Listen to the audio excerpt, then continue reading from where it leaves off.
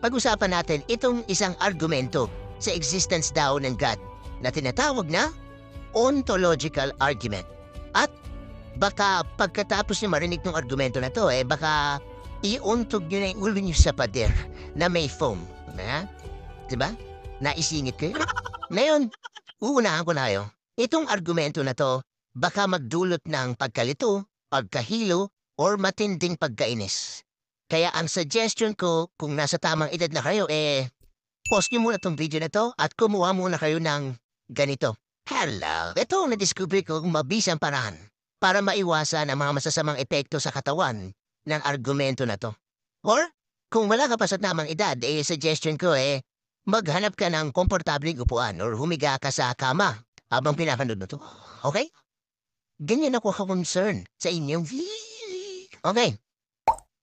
Ontological argument. Ang nag-imbento o nakaisip nito ay si Anselm of Canterbury noong 1078 or mga 10 centuries ago. Pangalan niya ay Anselm. Yung Canterbury ay lugar sa England kung saan siya naging arsobispo. Isa siyang sikat na tao sa simbahan ng panahon niya at later on after niya mamatay ay nakanonize siya at naging santo or saint si Anselm of Canterbury. Ayon sa mga historians, mabait daw sa mahihirap itong si Anselm at lumaban din siya sa slave trade noon at yung pagbibenta ng tao bilang alipin. Pero dito siya mas naging kilala ng husto, dito sa ontological argument niya. Ang interesting dito sa argumento na to ay isa ito sa mga unang attempt or pagsubok na gumawa ng rason or justification sa existence ng God na base sa logic or sa makatuwiran na paraan at hindi lang nakabase sa doktrina ng simbahan at sa kung ano yung nakasulat sa Bible. Kasi nga, hindi mo pwedeng gamitin yung nakasulat sa isang libro para patunayan na totoo yung nakasulat dun mismo sa libro na yun. Diba? Halimbawa, nakasulat sa libro ni Spider-Man na totoo si Spider-Man. Ibig bang sabihin totoo nga si Spider-Man? Hindi agad-agad. Kasi kailangan ng ebidensya bukod sa sinabi lang dun sa libro na yun. So, itong ontological argument ay unang pag-try nila noon para patunayan na existence ng God outside of the Bible. Although, wala na masyadong gumagamit nito kasi may iba ng mga argumento ang mga believers sa pagdaan ng panahon, maganda pa rin na malaman natin kung paano sumubok si Anselm. Kasi, dito papatunayan natin na matagal ng problema ang paghanap ng matibay na ebidensya sa existence ng God. Banggitin ko na din na ang ontology kung saan galing ang ontological argument, ito yung pag-aaral ng mga bagay na nag-i-exist. So, tinatanong dito yung kung ano ba yung meron at nag-i-exist. At ano bang ibig sabihin kung meron nga o nag-i-exist nga yun. Kung ano man yun. At kung ano ang mga katangian nun. Kung ano man yun. Okay? Yung mga tanong na meron bang kaluluwa, meron bang material na bagay or numero or pangyayari, at ano ba yung mga katangian ng mga yun? Kung nag-i-exist nga yung mga yun. Ha? Huwag kayong magalit sa akin. Hindi ako nakaisip na. Okay? So, malawak ang sapop ng ontology. At related ng gusto yan sa metaphysics. Pero hindi ko na i-discuss yan sa video na to kasi baka magkahalo-halo na sa utak ko at baka malasing na ako ng gusto at di ko na matapos tong video na to. Kayo na makapagsasabi. Luko-luko lari inom nito. Napakatapang Okay? So, ito yung argumento ni Anselm sa existence ng God. Kung posible nga na nag-i-exist or kung meron niyang God, then makatuwiran na isipin na meron nga talagang God. Ito ibig niya sabihin. Ang God daw ay masasabi nating pinakamalupit na nilalang. By malupit, ibig sabihin is pinakaastig, pinakahanep, pinakamakapangyarihan, pinakamatalino at pinakamabuti. Perfect! 10 out of 10 kumbaga. Kung may maiisip ka pa daw na ibang nilalang na mas malupit pa or mas astig, mas makapangyarihan or mas matalino, yung nilalang daw na yun na naisip mo ay yun na ngayon yung God. So, kung i-describe natin yung God, ito ay yung pinakamalupit at yung pinakahanep na nilalang sa lahat. Okay pa? Padali pa kahit paano, no? Ito na ngayon. Pwede nyo na yung pampatanggal nyo ng stress. Ang isang nilalang ay mas malupit kung meron nga talaga nito at nag-i-exist nga ito sa totoong buhay kesa kung wala or hindi nag-i-exist.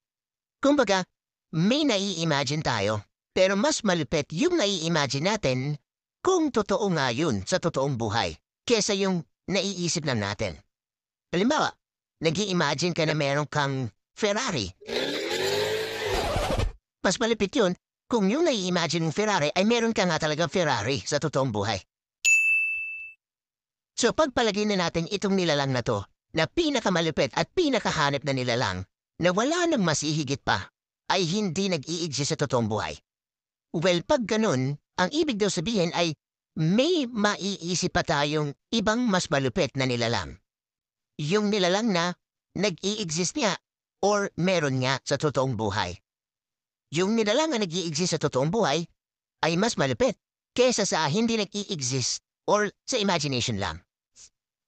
So yung nilalang na wala nang mas lulupit pa na kahit sino ay dapat mag-exist sa totoong buhay. Kasi nga, kung hindi ito nag-i-exist, hindi mo na siya matatawag na pinakamalupit na nilalang.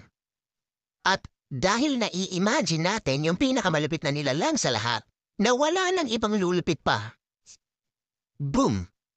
Patunay daw yan na ang God ay nag-i-exist niya sa isip natin at sa totoong buhay.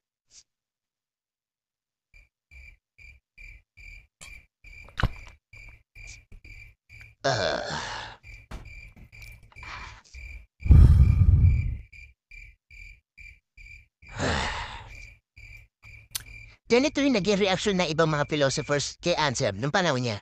Pero hindi siguro Red Horse yung ininom nila. No. Anselm! Anselm! Anong nangyari sa iyo, Anselm? At dahil hindi natuwa kay Anselm, yung mga ibang mga philosophers, medyo kinumpunan nila o medyo iniba nila na konti argumento ni Anselm.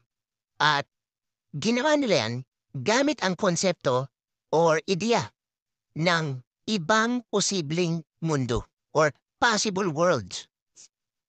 Sabi nila, yung mundong ginagalawan daw natin ngayon ay isa lang daw sa mga ibang posibleng mundo.